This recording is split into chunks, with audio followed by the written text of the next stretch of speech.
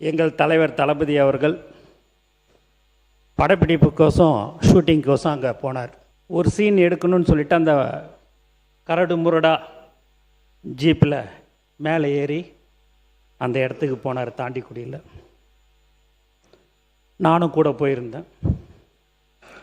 ஆனால் கீழே வரும்போது அவர் 1 மணி நேரம் தனியாக நடந்து வந்தார்.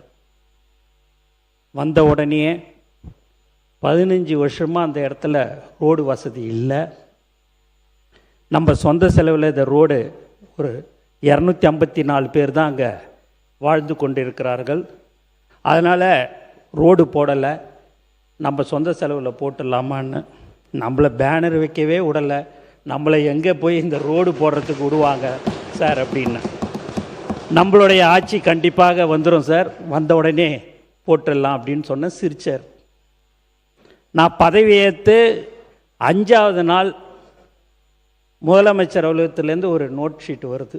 என்னான்னு பார்த்தீங்கன்னா, அந்த தாண்டிக்குடியில் கிராமத்துக்கு ரோடு போடணும்னு சொல்லிட்டு போன வருஷம் மே மாதத்தில் சொன்னதை நினப்பு வச்சுக்கின்னு நான் அதை மறந்துட்டேன். எங்களுடைய முதலமைச்சர் அவர்கள் வந்த 5ஆவது நாட்களே அதை போடுறதுக்கு சொன்னார். இன்றைக்கே சுமார் 5 கோடி ரூபாய் ஒதுக்கீடு செய்யப்பட்டு இன்று வேலை ஆரம்பிக்கப்பட்டிருக்குது என்பதை இந்த அவையில் நான் தெரிவித்துக் கொள்கிறேன்.